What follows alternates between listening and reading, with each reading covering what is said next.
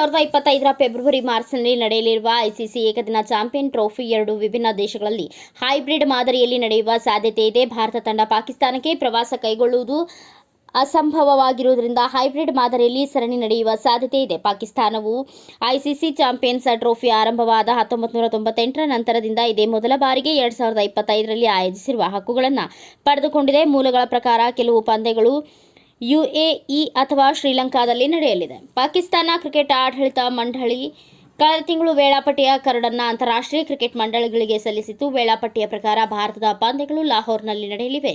ಆದಾಗ್ಯೂ ಇಲ್ಲಿಯವರೆಗೂ ಬಿಸಿಸಿಐನಿಂದ ಪ್ರವಾಸ ಕೈಗೊಳ್ಳುವ ಬಗ್ಗೆ ಯಾವುದೇ ಅಧಿಕೃತ ಮಾಹಿತಿ ಹೊರಬಂದಿಲ್ಲ. ಚಾಂಪಿಯನ್ಸ್ ಟ್ರೋಫಿಗಾಗಿ ಪಾಕಿಸ್ತಾನಕ್ಕೆ ಭಾರತ ತಂಡ ಪ್ರವಾಸ ಕೈಗೊಳ್ಳುವುದು ಅತ್ಯಂತ ಅಸಂಭವವಾಗಿದೆ. ಅಂತಿಮವಾಗಿ ಸರ್ಕಾರ ಈ ಬಗ್ಗೆ ನಿರ್ಧಾರ ಕೈಗೊಳ್ಳಬೇಕಾಗಿದೆ. ಈ ಸಂದರ್ಭದಲ್ಲಿ ಹೈಬ್ರಿಡ್ ಮಾದರಿ ರೂಪಿಸಲಾಗುತ್ತದೆ. ಭಾರತವು ತನ್ನ ಪಂದ್ಯಗಳನ್ನು ಏಷ್ಯಾ ಕಪ್ ರೀತಿಯ ಯುಎಇ ಅಥವಾ ಶ್ರೀಲಂಕಾದಲ್ಲಿ ಆಡಬಹುದು.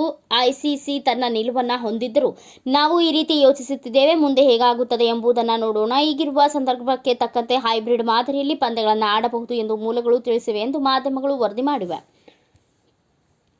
ಭಾರತದಿಂದ ಈ ಬೆಳವಣಿಗೆ ನಡೆದ ನಂತರ ಪಿಸಿಬಿ ಅಧ್ಯಕ್ಷ ಮೊಹಸಿನ್ ನಖ್ವಿ ಸಂಪೂರ್ಣ ಚಾಂಪಿಯನ್ಸ್ ಟ್ರೋಫಿಯನ್ನು ಪಾಕಿಸ್ತಾನದಲ್ಲಿ ಆಯೋಜಿಸಲು ಶ್ರಮ ವಹಿಸುತ್ತಿದ್ದಾರೆ. ಜುಲೈ ನಂತರದಲ್ಲಿ ಕೊಲಂಬೋದಲ್ಲಿ ನಡೆಯಲಿರುವ ಐಸಿಸಿ ಸಭೆಯಲ್ಲಿ ಈ ವಿಷಯವನ್ನು ಪ್ರಸ್ತಾಪಿಸುವ ಸಾಧ್ಯತೆ ಇದೆ. ಭಾರತವು 2012-13ರ ನಂತರ ದ್ವಿಪಕ್ಷೀಯ ಕ್ರಿಕೆಟ್ ಸರಣಿ ಆಡಿಲ್ಲ. 2008ರಿಂದ ಪಾಕಿಸ್ತಾನಕ್ಕೆ ಕ್ರಿಕೆಟ್ ಪ್ರವಾಸವನ್ನ ಕೂಡ ಕೈಗೊಂಡಿಲ್ಲ. ಗಡಿಯಾಚೆಯ ಭಯೋತ್ಪಾದನೆಯನ್ನ ನಿಲ್ಲಿಸುವವರೆಗೂ ಪಾಕ್ ಜೊತೆ ಕ್ರಿಕೆಟ್ ಆಡುವುದಿಲ್ಲ ಎಂದು ಕಳೆದ ವರ್ಷ ಕೇಂದ್ರ ಕ್ರೀಡಾ ಮಂತ್ರಿಯಾಗಿದ್ದ ಅನುರಾಗ್ ಠಾಕೂರ್ ಹೇಳಿದರು. ಕಳೆದ ವರ್ಷ ಕೂಡ ಏಷ್ಯಾ ಕಪ್ನಲ್ಲಿ ಭಾರತ ತಂಡ ಪಾಕ್ಗೆ ತೆರಳಲು ನಿರಾಕರಿಸಿದ ಕಾರಣ ಶ್ರೀಲಂಕಾದಲ್ಲಿ ಹೈಬ್ರಿಡ್ ಮಾದರಿ ಆಯೋಜಿಸಲಾಗಿತ್ತು. ಕಳೆದ ಬಾರಿ ಇಂಗ್ಲೆಂಡ್ನಲ್ಲಿ ನಡೆದ ಚಾಂಪಿಯನ್ಸ್ ಟ್ರೋಫಿಯಲ್ಲಿ ಪಾಕಿಸ್ತಾನ ವಿಜೇತ ತಂಡವಾಗಿತ್ತು.